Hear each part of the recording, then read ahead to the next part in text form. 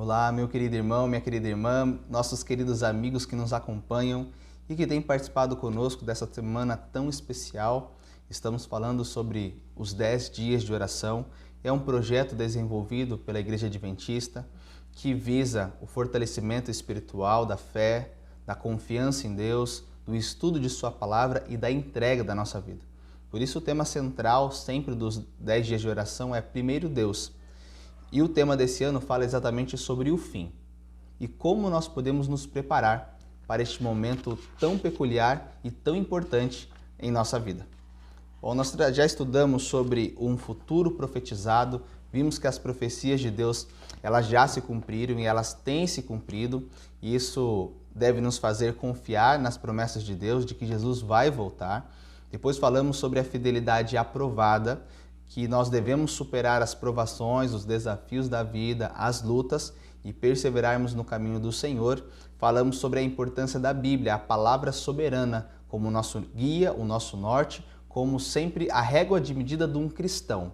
Não deve ser pastores, não deve ser mestres, anciãos, presbíteros, padre, mas o que deve guiar a vida do cristão necessita ser a palavra de Deus, porque ela deve ser soberana. Só a Escritura, somente a Bíblia deve ser o nosso norte.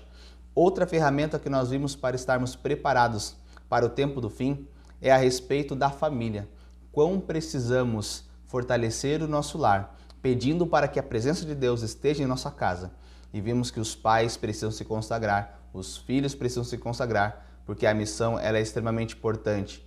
E desafiador é a missão que os nossos jovens têm para cumprir a respeito da volta de Cristo.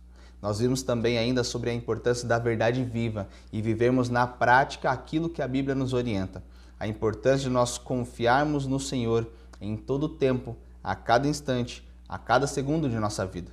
Falamos também sobre a importância do crescimento espiritual, de em todas as áreas de nossa vida nós estarmos crescendo, nos desenvolvendo, evoluindo, seja no relacionamento com as pessoas, seja no casamento, seja no trabalho, seja dentro da igreja, seja no meu relacionamento com Deus. Em todas as áreas precisamos crescer. Vimos ontem ainda sobre a importância, antes de ontem nós vimos sobre a esperança segura e falamos a respeito dos sinais ali que antecedem a volta de Cristo, falamos sobre a parábola das 10 virgens e a importância de estarmos preparados e prontos, seja para a brevidade do tempo ou para a tardança da volta de Cristo. Precisamos estar aptos e capacitados para poder entrar com Ele quando Ele nos chamar. Nós vimos então agora sim, ontem por fim, sobre o santuário celestial e a importância de nós vivermos na prática as orientações de Deus em paralelo ou em comparação com aquilo que Deus executa em seu santuário. Vimos que o juízo investigativo já começou e que nós precisamos estar preparados para que o nosso nome seja aprovado no julgamento de Deus. Mas vimos de forma sobrenatural, nós vimos também que Jesus intercede por nós, à direita do Pai. Sendo assim, não estamos sozinhos nessa batalha. Outra forma de nos prepararmos para o fim é ter a convicção e ter a certeza de que Jesus batalha conosco as nossas guerras e que um dia o julgamento chegará ao seu fim e todos nós seremos justificados de uma vez por todas. Agora sim, nós hoje entramos no mais um tópico. Vamos falar hoje sobre o movimento mundial que Deus levantou. Em alguns contextos de nossas noites, nós falamos um pouquinho sobre um movimento chamado Movimento Millerita. Principalmente ontem falamos sobre Guilherme Miller e sobre o grande desapontamento que aconteceu porque Jesus não voltou em outubro de 1844. Porque nós vimos que eles achavam que o santuário era a terra, quando na verdade era o santuário celestial. E isso acabou acarretando numa compreensão errada das Escrituras e em um grande desapontamento. E hoje nós iremos falar então sobre o passo que aconteceu logo na sequência ao grande desapontamento. Alguns podem dizer que o grande desapontamento foi um desvio no plano de Deus, ou uma falha no percurso. Mas na verdade, tudo isso já havia sido profetizado. Deus sabia que isso iria acontecer. Na verdade, era necessário que isso acontecesse para que se cumprisse as profecias bíblicas, especificamente Apocalipse capítulo 10, que diz que o livrinho seria comido e na boca seria doce como mel, mas no estômago seria amargo. E assim então acontece. Mas a profecia ainda diz que isso iria acontecer porque ainda seria necessário profetizarem a respeito de muitos povos, línguas, tribos e reis. Pois bem, agora eu gostaria de dividir o grupo subsequente ao grande desapontamento em dois. Podemos dividir até em três, mas eu quero aqui me ater especificamente em dois grupos. Um desses grupos, eles não estavam comprometidos com a verdade da mensagem. Eles haviam aceitado o evangelho unicamente pelo medo, e nada além do medo os fez aceitar Jesus como seu Salvador e aguardar a vinda do Messias. O medo de se perderem para sempre tomou conta de seu coração e fez com que cada um deles não estivessem seguindo a Cristo por amor, por alegria ou de forma racional, exclusivamente por uma emoção, que no caso era o medo, que os levava. Assim então, uma vez que o medo acaba, porque Jesus não voltou na data, ambos agora achavam que Jesus não iria voltar, ou que se voltasse iria demorar muito tempo. Eles estavam ansiosos anteriormente porque havia uma data específica e essa data estava muito próximo de acontecer. Agora que não existia mais essa data, essa teoria havia caído por terra, esse grupo então se volta para a sua antiga vida, até dizendo que na verdade eles não foram decepcionados pela não vinda de Jesus Cristo. Na verdade, eles dizem até que nunca aceitaram essas verdades. Olha, por exemplo, o que o livro Grande Conflito, na página 317 da versão completa, nos diz. A profissão de fé não lhes transformara o coração, nem a vida. Não se realizando o acontecimento esperado, essas pessoas declararam que não estavam decepcionadas, nunca tinham crido que Cristo viria. Foram os primeiros a ridicularizar a tristeza dos verdadeiros crentes. Olha então que triste, amados. Essas pessoas agora, elas foram para o outro extremo. Começaram a zombar daqueles que ainda mantinham a fé. Assim como muitas pessoas, por exemplo, que acabam querendo zombar ou tirar uma risada daquelas pessoas que ainda estão seguindo os mesmos princípios da palavra de Deus. Eu poderia fazer um parênteses aqui a respeito daquelas pessoas ou daquelas crenças que seguem mais uma linha cultural do que uma linha bíblica. Por exemplo, quantas pessoas não tiram sarro porque nós cremos que devemos guardar o sábado bíblico? Quantas pessoas não dão risada ou até faz do adventista um grupo da chacota porque é um grupo que não come alguns tipos de alimentos, só porque isso está registrado na Bíblia. E eles tratam a Bíblia como se fosse um livro antiquado, um livro ultrapassado.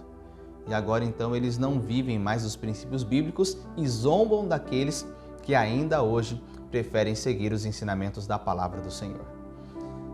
É mais ou menos o que aconteceu com aquele grupo. Eles abandonaram a fé, eles saíram do caminho do Senhor e começaram a zombar daqueles que permaneciam, sendo fiéis à vontade de Deus e à sua palavra e também às suas profecias. Mas ainda seguindo no livro Grande Conflito, na mesma página, o texto ainda continua dizendo assim: No entanto, Jesus e todos os seres celestiais olhavam com amor e compaixão para os crentes que haviam sido provados, mas permaneciam leais, apesar de decepcionados. Então perceba que os anjos do Senhor, assim como o próprio Deus, começou a olhar de forma especial para aquele grupo que passou por um desapontamento grandioso. Muitos haviam vendido coisas, até casas, para poder financiar essa missão. Com a não vinda de Cristo, eles se encontravam agora num estado de incertezas e também de aflições, mas eles perseveravam firme no caminho que eles haviam conhecido. Isso fez então com que Deus e os anjos celestiais olhassem de uma forma especial para este grupo. O texto ainda diz assim: Se o véu que separa o mundo invisível do invisível pudesse se abrir, anjos teriam sido vistos aproximando-se daqueles fiéis e protegendo-os dos dardos de Satanás. Perceba então que Deus, ele colocou anjos especiais para protegerem aqueles que estavam dispostos a passarem pelos momentos difíceis de sua vida, mas que perseverassem seguindo aquilo que Deus havia colocado em seu coração através da compreensão das Sagradas Escrituras. Aplicando então um pouquinho para o nosso contexto, para a nossa realidade, não é muito diferente. Todo aquele cristão que está disposto a ser fiel a Deus diante de qualquer obstáculo que tenha que enfrentar, Deus envia uma hóstia celestial para conduzir a sua vida, para lhe proteger e te livrar de todo o mal. Deus então te protege contra os ataques de Satanás e Deus não deixa que o seu ungido seja encostado pelo inimigo de Deus. Portanto, queridos, nós temos que entender sobre a importância de nós mantermos firmes nossa fé diante dos obstáculos e até dos momentos de desânimo e desapontamento. Imagina comigo então a seguinte cena: o povo ali que pregou o Evangelho há tantos anos, que Jesus voltaria no dia 25 de outubro daquele ano, no dia 30 de outubro, e no mês de dezembro, no janeiro do outro ano, durante o primeiro ano, durante o segundo ano, após aquele evento. Imagina como eles passavam na rua e as pessoas olhavam e tiravam sarro deles, zombando, brincando. Hoje a gente usaria a expressão do bullying, né? Com certeza, aquele grupo sofreu muito bullying. Por isso que muitos abandonaram a fé. Mas houve um grupo que diante da zombaria, que diante dos sorrisos irônicos e sarcásticos, este grupo permaneceu fiel aos ensinamentos bíblicos e à fé que eles tinham. Eles haviam errado o evento, mas não a data. A maneira como eles estudavam a Bíblia, interpretavam a Bíblia, não estavam equivocados. Era aquela forma mesmo de estudar a Bíblia. As profecias batiam, as datas batiam, o método interpretativo da Bíblia também batia. Agora, o que será que poderia estar errado? Esse era o ponto. E agora tudo isso serviu para que eles se apegassem mais à palavra de Deus e estudassem mais o Sagrado Livro para compreender o que eles não haviam entendido sobre aquilo que Deus havia orientado eles. No livro A História da Redenção, na página 261, a irmã White diz o seguinte: Deus não abandonou seu povo. Seu espírito ainda permaneceu com os que não negaram de forma precipitada a luz que tinham recebido, nem atacaram o movimento adventista. Então esse texto diz que o povo de Deus permaneceu fiel. E estas pessoas permaneceram seguindo o caminho de Deus. E ela ainda diz no mesmo livro, 2 páginas depois, com fervorosa oração, revisaram seu posicionamento e estudaram as Escrituras para descobrir em que haviam errado. Como não viam nenhum equívoco em sua explicação dos períodos proféticos e de fato não estavam errados, foram levados a examinar mais cuidadosamente o assunto a respeito do santuário. Logo após o insight de Ian Edson, um dia depois do grande desapontamento, você começa então ali a ver um movimento de estudo profundo da Bíblia, partindo do santuário, e aí se começou a descobrir diversas verdades da palavra de Deus, como a importância de um regime alimentar saudável, a importância da guarda do sábado bíblico, o 4º mandamento, sobre a importância das doutrinas, das leis de Deus, dos 10 mandamentos sendo observados ainda nos dias atuais e diversos outros ensinos que foram descobertos através de um estudo profundo da palavra de Deus. Sabe, querido, quando o povo de Deus está convicto da sua fé, quando o povo de Deus está convicto do que ele crê, pode vir a provação que for, a nossa fé não será abalada. E eu estou dizendo isso para você, amado. Se a sua fé estiver convicta em Deus e sua palavra, a sua fé não será abalada independente das circunstâncias e dos desafios que você tenha que passar. Por isso eu digo, nós não podemos esmorecer diante das tribulações e das lutas da vida. Olhemos para o povo que superou o grande desapontamento, mas ao estudar a Bíblia, ao estudar o livro sagrado, descobriu verdades maravilhosas. E isto, na verdade, foi um deleite celestial derramado sobre cada um deles. Somente os métodos de Cristo trarão verdadeiro êxito de nos aproximar do seu povo. O Salvador se misturava com as pessoas como alguém que lhes desejava o bem, manifestava simpatia por elas, ministrava-lhes as necessidades e conquistava a confiança delas. E então ordenava: segue-me. É mais ou menos o que nós devemos fazer, queridos. Hoje o nosso momento de oração deve ser em busca por poder do céu para cumprirmos o nosso chamado de apresentar as mensagens angélicas. A primeira mensagem angélica, ela foi cumprida ali de 1840 a 1844. Essa mensagem dizia: temei a Deus e dai-lhe glória, pois é chegado a hora do seu juízo. E adorai aquele que fez os céus, a terra, o mar e as fontes das águas. Então este povo cumpriu o primeiro processo da missão: pregar que o juízo se iniciou e que nós devemos temer a Deus e glorificar o Criador do mundo. Mas ainda as duas mensagens angélicas ainda estão em processo de serem cumpridas. E nós precisamos arregaçar as nossas mangas e fazer a nossa parte para que Jesus volte. Por isso, a nossa oração hoje é para que Deus nos fortaleça e nos capacite. Nós temos que agradecer a Deus porque nós fazemos parte de um movimento profético. A Igreja Adventista, ela não surgiu por acaso. Ela tem um propósito missiológico para cumprir. A igreja, ela existe com dois objetivos. Primeiro, união dos crentes e cumprimento da missão.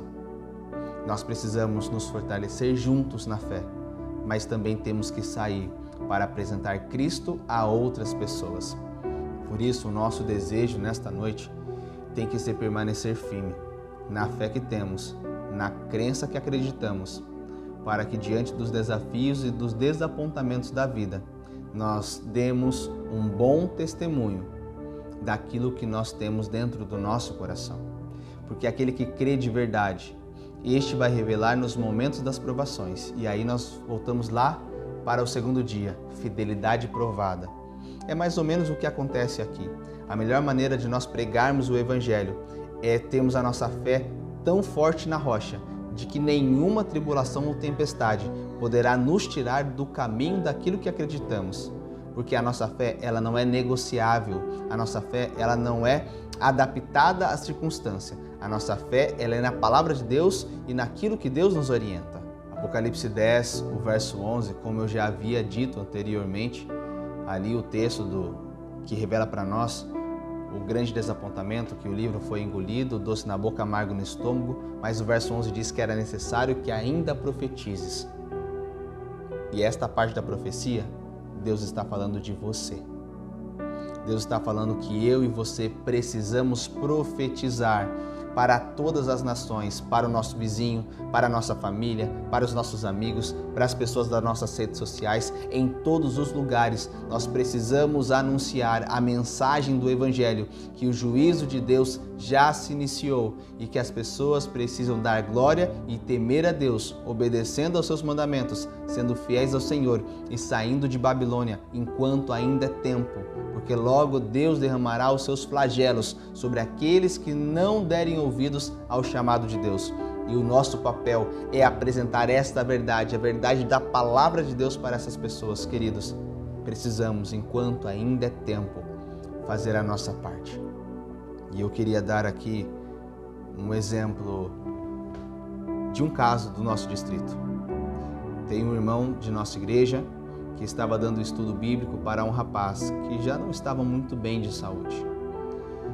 E essa pessoa foi até algumas vezes à igreja, essa pessoa conhecendo o Evangelho, tomando decisões, mas era uma pessoa que fisicamente, no aspecto de saúde, tinha uma saúde muito debilitada. Por algumas decisões na vida, alguns estilos de vida que não eram os melhores, e isso acabou acarretando em diversos problemas de saúde, problemas no coração, problemas pulmonares e entre outros. E infelizmente, este senhor veio a falecer no meio do estudo, não ali no dia que ele estava, mas no processo de aprendizado da Bíblia. Eu tenho a certeza, queridos, que Deus usou este irmão que deu o estudo bíblico para este homem como a última oportunidade para este irmão entregar a sua vida a Jesus enquanto ainda ele tinha tempo. Aquele senhor provavelmente não sabia que ele tinha poucos dias de vida, O irmão que deu o estudo também não sabia, mas Deus sabia que os dias daquele homem estavam chegando ao seu fim. Por isso Deus usou uma pessoa que conhecia a Bíblia, a verdade do Senhor, para ir até a casa dele, estudar a Bíblia com ele e ele se entregar a Jesus. Isso me faz entender, queridos, a urgência do tempo em que vivemos. Nós não podemos nos calar. Nós precisamos falar sobre a verdade que Deus nos ensinou e Deus nos revelou através do estudo da Bíblia. E as pessoas precisam conhecer o plano de Deus para cada um dos seus filhos. Você que está estudando a Bíblia, querido, deixa eu fazer um convite para você. Você que está conhecendo o Evangelho, deixa eu fazer um convite para você. Querido, não perca tempo. Jesus está te chamando e nós não sabemos quando será a nossa última oportunidade. Se você já conhece a verdade, você já entendeu como palavra de Deus, o que você está esperando para entregar sua vida a Jesus e ser batizado? Muitos serão pegos de surpresa. Mas eu oro para que Deus tenha misericórdia e te dê mais uma oportunidade. Mas, querido, não ache que as oportunidades serão infinitas. Quando nós menos esperarmos, pode ser a última. Por isso, entregue a sua vida a Cristo enquanto ainda é tempo. A esposa deste irmão ainda está continuando fazendo o estudo bíblico. E eu tenho certeza que logo, logo, ela vai entregar a sua vida a Jesus. Porque ela entendeu que não há mais tempo a se perder, queridos. Nós não sabemos o dia de amanhã. Por isso, nós não podemos esperar um minuto sequer para entregar a nossa vida a Jesus, ser batizados. Mas não é só ser batizado. Isso é só uma parte do processo. Mas é de viver uma vida sincera e honesta com Cristo Jesus, o nosso Senhor. Por isso, coloque a Bíblia como seu guia e o seu norte. Que Deus te abençoe. Que Deus coloque no seu coração o desejo de falar de Jesus para as pessoas, porque muitos estão perecendo por falta de conhecimento. E que não seja porque nós estamos negligenciando o nosso chamado. Muito pelo contrário. Que nós estejamos firmados na rocha, falando em tempo e fora de tempo, seja falando ou apenas testemunhando de forma silenciosa aquilo que nós conhecemos na palavra de Deus. E que assim as pessoas enxerguem e vejam a sua luz brilhando sobre a vida de cada um deles. E você que ainda está no processo de decisão, tome a sua decisão enquanto ainda é tempo, porque Jesus está chegando. Que Deus te salve e que Deus nos leve para casa, juntos com Ele, para Canaã Celestial. Se esse é o seu desejo, se você quer hoje entregar sua vida a Jesus, renovar a sua fé no Senhor, ore comigo nesse momento. Pai querido que estás nos céus, fortaleça a nossa fé no Senhor, Pai. Agradecemos porque ao estudarmos a Tua Palavra, vemos que existe uma missão importantíssima a se cumprir.